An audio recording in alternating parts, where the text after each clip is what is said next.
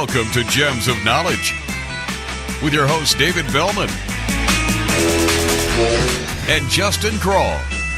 Each week, our experts will answer all of your jewelry questions with Rachel Putney, our social media maven, who will relay your questions to our experts.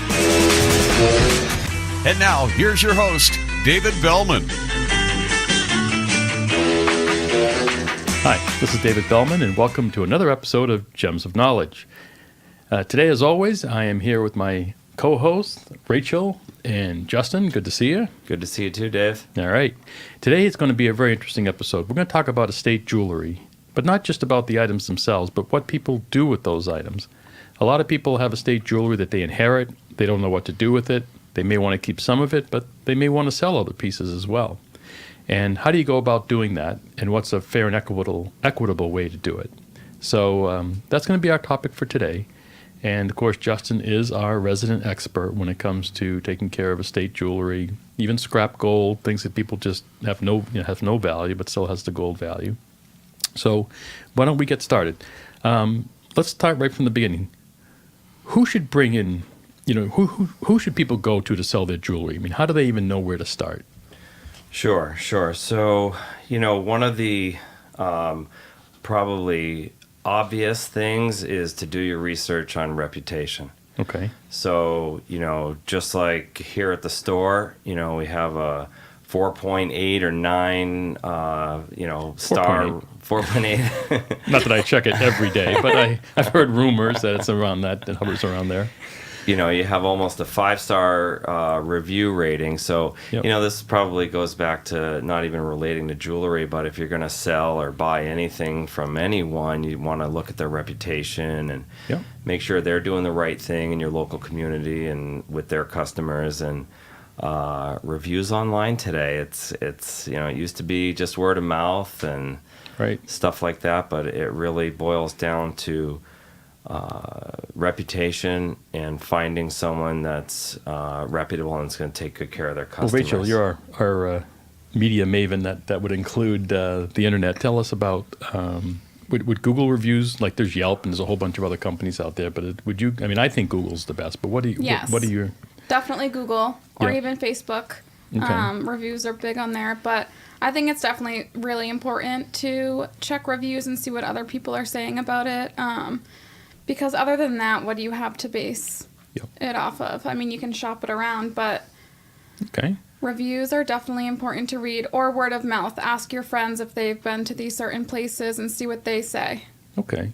And a lot of times, we hear this all the time, but people talk about going to pawn shops, places like that to sell jewelry. But, a lot of retail jewelry stores like ours, we buy estate jewelry all the time. In fact, we're always anxious to get it into the store. Sure. So talk about that a little bit. Yeah, absolutely. So I always tell, our customers if they're, say they're coming in for something else and they just ask me about it. Yep.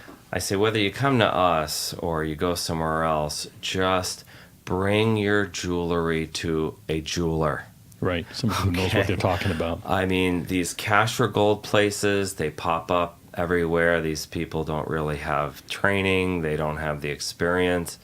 Buying a simple piece of gold isn't that difficult. When you're talking about... Well, what if it's stamped Tiffany? Well, that's what I was just going to say. It's not that difficult if you just have a little piece of gold that's 14 karat or whatever. But if, when you get into antique jewelry, signed pieces, stones, what they're worth, there's so many factors involved. You really have to rely on a person's experience and training to be able to give you the best value for what you have. Jewelers appreciate the piece as a piece, and I think pawn shops don't really care what it is as long as it's gold. That's what they're buying it for. Right. We appreciate the antique and those types of pieces and want to keep it together as a piece and let someone else enjoy it. Yeah. You know what it reminds me of? Antique Roadshow, where these people bring in something that looks like it's nothing. And they say, well, I was just getting ready to throw it out in the penny sale on my front lawn, right. And sell it for $5. Yep. But I decided, to bring it here first, and it turns out to be worth $50,000. And how would you know that it was worth that much unless you take it to someone who knows how to evaluate it properly? So That's right. So going to a jewelry store, at least they should most jewelry stores anyway, should have the experience and know what they're looking at Yeah. and give you more of a value for it, a real value. Absolutely. Going back to your point, I mean, these, some pawn shops or cash for gold places, they could, and I've heard horror stories of people taking, antique platinum brooches, and the metal value is $200, but the piece could be worth $5,000-6,000 as an antique. Right. And even David, like when it comes to jewelry, a jeweler is going to appreciate the labor involved. They know what it takes to manufacture the piece. You have all that knowledge of going into what it's going to cost to make something. So bringing something to someone like you or myself to sell, we're going to understand all those factors involved, where cash for gold, just throw it on the scale. Yeah, Right. so that goes to the qualifications then of the person that's doing the buying. Is you've got to make sure that person, and you'll kind of tell when you meet with them if they kind of have an idea what they're doing, huh? You Gut can ask feeling? You would hope questions. so. I mean, even little questions. That's a good point. Sometimes people are like, I have no idea. I just know that I can pay you this much. That's true. Yeah. I mean, but when you say you would kind of know, you would think, right? But I've heard so many stories. Yeah, I sold it, to my brother's nephew's friend, or just I went to the mall and sold it at a kiosk. I mean, Or somebody doing it out of their house. That's another one, too. yeah, out of the house, and you hear those stories and you just cringe. It's you hope they got a fair price, but you kind of know they didn't. Yeah. Right. Well, on a couple of different levels. First of all, they could not appreciate, like you said, the value of the piece, right? And then who knows what percentage of the gold that they're actually getting reimbursed for. And that's another issue that comes up a lot of times. Exactly. All right. So here's something interesting. I hadn't thought about this, but you wrote it down on your list of questions here. So it's a good one is, the company has to have their equipment regulated. When you're buying, large quantities of gold, every gram of gold counts, especially Right. to us and, of course, to the customer. Sure. And so how do you know if the scales that they're using have been properly certified? Because they have to be by the state of New Hampshire, right? I mean, it's a law. All of our scales are certified by Every the state year, of New right? Hampshire every year. If we get a new one, they can come back in and recertify it. And the certification is through the weights and measures, just like your when you go to pump gas. Yep. And you see that square on there with all the months, and it's checked off on the gas pump. Yeah. Or the scale Right. at the grocery store or whatever. All of those scales are certified by the state's weights and measures, and all of whoever, wherever you're going to be selling your jewelry, their scales should be certified with weights and measures as well. So here's something interesting that comes up a lot. So a lot of people bring in jewelry and say, I need to have it appraised. And really what they mean is they don't want to insure it for insurance purposes, have it appraised for insurance purposes. They want to have it appraised and then thinking that they have to have that done before we can buy it from them. Sure. And so they spend a lot of money to have it appraised, only to find out afterwards they say, well, now I just want to sell it. It's like, well, what do you Right. need? You don't really need the appraisal for that. It happens all the time. Yes, I think if someone calls and asks for an appraisal, I always ask, are you looking to sell it, or are you looking to do it like in a document for insurance purposes or whatever? That way you can get an idea of what they're actually looking for, and if they are looking to sell, we're able to let them know that they don't have to pay for a documented appraisal. Rather, they can sit with Justin and go over their piece right then and there with him at no cost. Yeah, isn't that the case? I read you have that. Does that happen a lot? I know it does in the store and then on our side with the buying group. All Yeah. the time, and vice versa. So when someone might come next door for an appraisal Yep. and they actually want to sell it, Yep. a lot of people will say they're going to come over here for an appraisal, and when they actually want a document. So then we say, I know you can't always win, but at least Yeah. we ask, right? I mean, Yeah, so we can absolutely. at Yeah. least get people on the right track, so you Yes. don't end up overspending on something like that. but in regards to people who, are just getting into this, maybe they've just inherited some stuff and they don't know the proper terminology. Yep. When you call you do your research, you've figured out who has the best reputation, you find out who to avoid, you find out who's qualified and all that, and you're going to call somewhere, what you're going to want to ask is there somebody there that could make me an offer on my jewelry. As soon as you use the word appraise, they think you're going to have, want a document prepared for them. Now, some people might question, well, why don't I want to have a document prepared? Because a document that someone would be preparing for you is going to cost money. And if at the end of the day, all you want to do is really sell the items, whether you take a little piece of paper along with you and you write down what the offers are, you can avoid making those or avoid paying for that appraisal. All right, let's talk about one more thing, too. Now that you mentioned that, it brings up another issue, is that these appraisals that we do, they're not for cash values. These aren't cash value appraisals. These are appraisals for insurance purposes.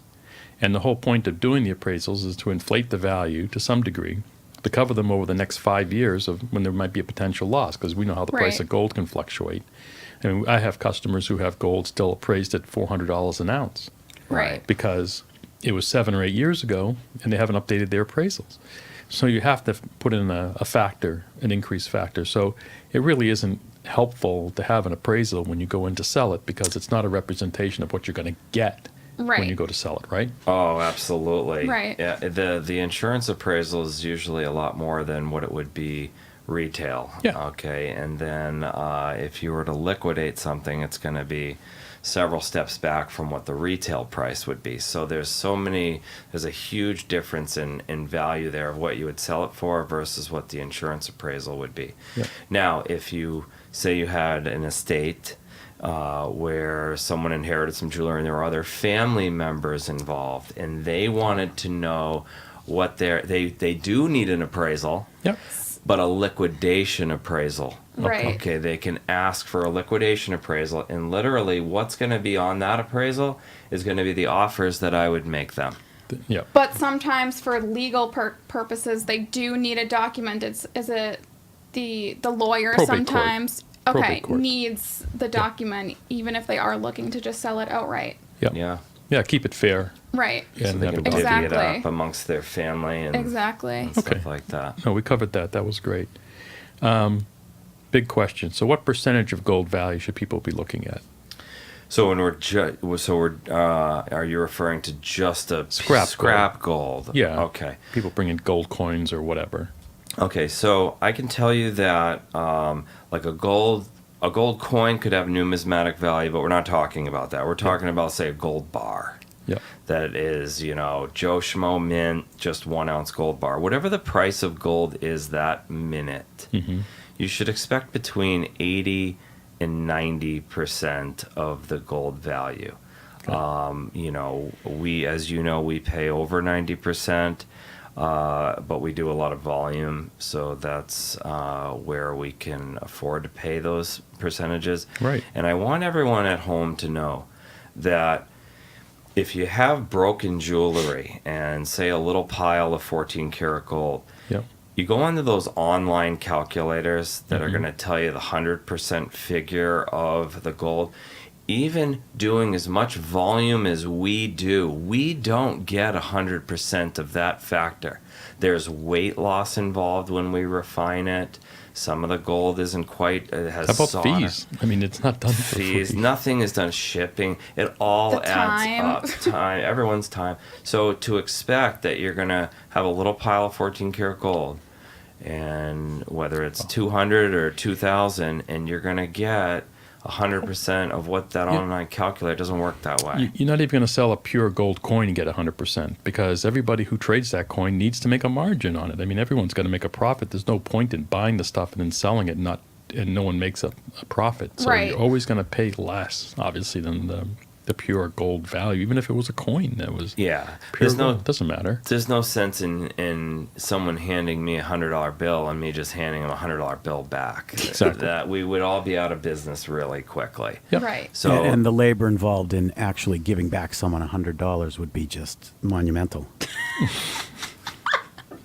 well, at your hourly Good one, rate, it Howard. would be. Howard's a millionaire back there, and yeah, it would cost us a lot, Howard. Yeah. That's why we have to sit up here and work while he sits back there and just Must be quarterbacks nice. from Yeah. the sidelines. Huh?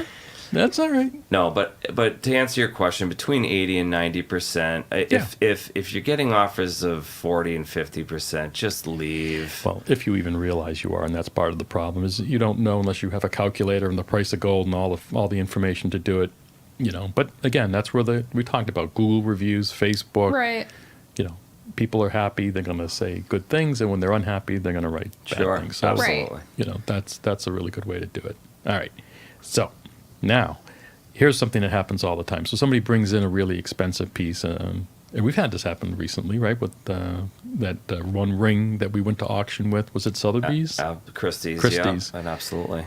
And that was really exciting. Here's a ring that just looked like, an average ring, good quality, but nothing, that the average person would think was anything really special, but turned out to be a very high quality piece. Yeah. And rather than just try to sell it into the market, we put it out onto the auction at a high, in a high volume, high exposure area. Not very many people have the capacity to do that. So talk about what was involved in that particular piece. Well, you want to talk about auctions in general or that piece? Or? Well, just that's one example, and how all the other ones work after that. But that's like the top line of Sure. So there's a lot of factors that you have to understand about auctions that our viewers have to understand. Number one, if you're going to be auctioning something off, there's more to it than just throwing it into auction. Okay, so I think the first thing to do is, depending on what type of piece you have, whether it's an antique piece or an antique or a sports memorabilia thing or whatever you have, is finding the right auction. Yep. And knowing, even within that auction house, when are the better times of the year to sell, which, like Christie's has several important jewelry auctions throughout the year. Some are better than others. There are just more viewers. So that's one part of it, is knowing which auction house to place which particular piece. Okay. Say there's Skinner's in Boston. Well, they're well known for getting pretty good prices on early Victorian jewelry, where Christie's and Sotheby's might be better for Art Deco, platinum jewelry. So if you can find someone that knows how to place that item into a particular auction house at the right time, that's the first thing to know. All right, I get it. So in other words, you don't want your jewelry item in an art auction. Correct. Right? Which could happen. It can happen all the time. Yep. Remember the story of the Star Wars script? It was in a cowboy auction. Do you remember that? Well, I bought it. Yeah. I know. Hello. Yeah. Tell of that course. story. Well, no, it was a Bonnie and Clyde auction, and there must have been, I don't know, 250, 300 pieces of Bonnie and Clyde memorabilia in there, and one Star Wars script. So none of the Star Wars people were looking. Right. All the Bonnie and Clyde people looking, going, what do I care about Star Wars? Right. And yet, if it had been in a Star Wars auction, it would have gone for 1,000 times more than what I paid for it, because it was in the wrong auction. How it got there, why it ended up there, who knows? Sure. But I figured I'd take a chance and make a low bid on it, and I ended up getting it. So there you go. Absolutely. And you got to take it to Pawn Stars, and it know. became a lot of fun. Yes. Having a good time with that script. Absolutely. So placing the right item at the right auction house is number one. Okay. Now, number two is the situation where if you have an item, you can go around, let's just use round numbers. Maybe you could get someone, a strong jewelry buyer, to pay you on the spot $10,000. They write you a check and they're done with it. Okay. Well, let's say you go to an auction house and you get an auction estimate of $14,000 to $16,000. Okay. And you think, wow, I'm ahead of the game. I'm going to get $4,000 to $6,000 more. Well, not necessarily. Okay. So even if it were to bring, say, someone wanted to pay as much as $14,000 or $16,000 for the item, there's seller fees. Okay. Which is a big percentage for retail clients who don't, say, have a business account with them. It could be as high as 10 to 15% on that end of it. Wow. But the buyer's fees are where people really don't realize. So the buyer who wants to pay $14,000 to $16,000, they usually have to pay a 22% buyer's premium. So, for example, let's say someone wants to pay 10 grand for an item, but they know, oh, there's 22% buyer's fee, so all I can bid up to is $7,800 because after I pay the 22%, that'll equal my 10 grand. It's like a sales tax. But the It's a big sales but the tax. it's a very high sales tax. And the brilliant but just totally evil part of it is the auction houses. They're double dipping on both sides. Gotta love it. So you're the customer who really, you bring your heirloom treasure there, and you're getting hit on one side and you're getting hit on the other. Yep. Sometimes, a lot of times, David, you're better off taking the $10,000 from your local jewelry Probably would buyer. have gotten more for it. Yeah. It's right. After all the fees. After all the fees. And by the way, the time, right? When we put that piece in there, what was it, 2-3 months before Sometimes it's 6 months they hold your items. Before it ever goes. And then here's a whole other slew of problems. Okay. What if the buyer just doesn't pay? Happens all the time. Oh. Now you got to wait another 6 months until the auction repeats itself again. Oh. And then the buyers in that auction following, they see that item again and say, wait a second, I saw that in last, Why is it back? why is it back? Must be a Something's problem with it. Something's wrong with it. Yeah. So those are the things. And meanwhile, your money's tied up the whole time. Yep. Right. It can be a real disaster. No, it sounds like it. And wow. Okay. So that's a ton of information. Wowee. Yeah. A lot of And there's things I didn't more I even- know I'm not. I know there's more I that's know. not coming to the top of my head, but That's all right. We have oxygen back here. oxygen, Oxygen. oxygen and auctions can be tricky. Oxygen. Let's go to Thanks, consignment. Yeah. Good one. Well, actually, he probably cut the oxygen off to the studio anyway, so who knows what's going on back there. Let's talk about some consignment. So Yes. auctions are I started with the high-end auctions because that's obviously like if you have a really cool piece and it got that kind of national or universal vibe to it where you can sell it at a big auction. That's great. Sure. But let's say it's just nice piece of jewelry, obviously something we don't want to scrap or melt down. And maybe there's an option besides just selling it for a certain price. You could put it on consignment in the store. So let's talk about Yep. that. Well, Absolutely. consignment, we don't double dip. There you go. But hey, now that you mentioned it. No. Sure. So if someone's coming in and they are looking to sell a piece, and we can offer him this much, but they don't need the money and they would like to get a little bit more than Sure. that. Consignment is a great option for them. They don't have a fee, so what we do is we let them, we'll guide them, but they set the price. Okay. So say we offered them $800, but they would like to get $1,000. Then we will take it in, we will mark it up. So the buyer pays our commission, but they're getting what they asked for, and we put it out, we clean it up, we put it in our case, we put a ton of time and effort into pushing their Inventorying. piece and inventorying it, Promoting it. it exactly, with emails and things like that. I mean, we have a huge consignment. I mean, people are coming in all the time and they'll go just to the consignment case. Yeah. Looking They're for looking deals. for good deals, and they're looking Yeah. for the estate antique type jewelry, and you can find it in there, and it's always beneficial to the person consigning it. Yeah. Absolutely. The only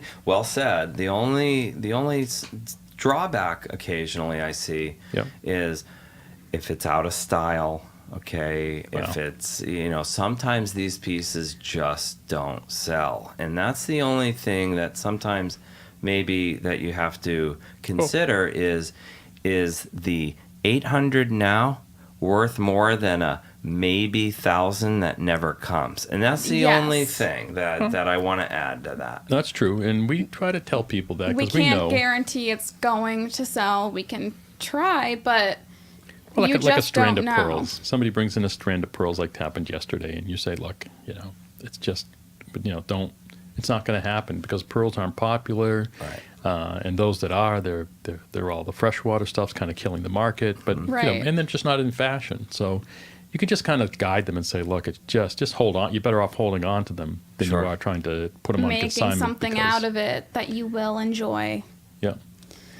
And then, we've started this new opportunity where there are people that are looking to sell estate jewelry that may be, fairly family heirlooms, and they kind of need money, so they're looking to sell it for the money, but they really don't want to sell it.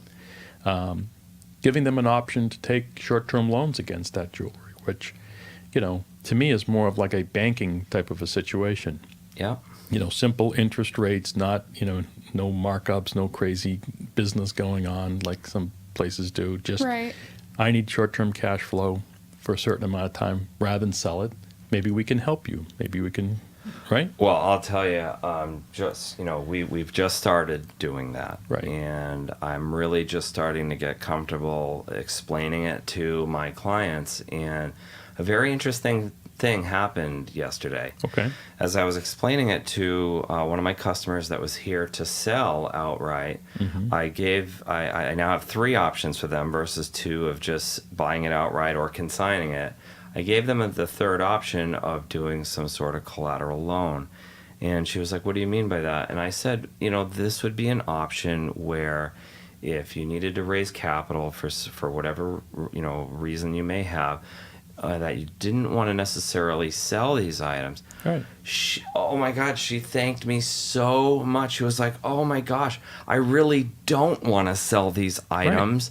Right. I've been dreading, that I had to come down. I had no idea you guys did that. I didn't want to go into some sleazy pawn shop. Yeah.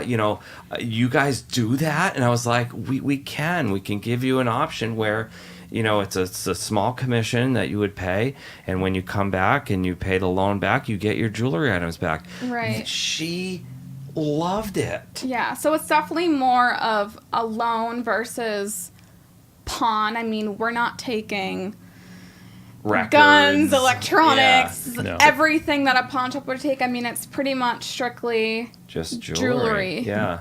Just jewelry, and I kind of look at it, from like a banking perspective. Like when you go for a car loan, your car's collateral, you take a Exactly. loan against it. I would take a Ferrari on them. So would I. And maybe one will come in. You never know. You never know. You can work a deal. But I like that option for people, because some people sell things that they don't want to sell and don't Yeah. need to sell. I would have necessarily. never have mentioned it to her. I wouldn't even have thought of it until recently. And this was the first reaction where, she was very, very thankful and wasn't gonna ask until I told her about it. Remember this morning, like, you gotta ask everybody, because she was so thankful that she had an option to raise some funds, but to get the items that meant a lot to her back. Exactly. All right. Well, we covered a ton of information today in a relatively short period of time. We did well. We kept it under 30 minutes, which was the goal. Cool. And I hope everybody enjoyed learning all of that information, because that's what we're all about. We're here to impart knowledge upon you about what's going on in the jewelry industry, and this is a big part of what we do in our business. A lot of other businesses are doing it. And as a consumer, you're out there. Again, it's a gray area. You never know exactly what you're selling. So it's always a good idea to shop it around and try to talk to some experts like us when you can. No matter where you are around the country or around the world, it doesn't matter. You know, you just get on the internet and do your research, and you'll find the right people that can really help you and monetize and get the best, for your money, for your dollars, for your jewelry, right? Sure, Yeah. sure, absolutely. We have customers in California. Well, of course you do. Yeah. Well, no, we've got them all over the country, and again, that goes to our reputation, I think. Right. Sure. But there's lots of great people out there. So thank you very much. We enjoyed having you on the show, and we will see you again next week. Thanks. Absolutely. And now they know that Howard makes $350 an hour. That'd be nice. Yeah. Justin.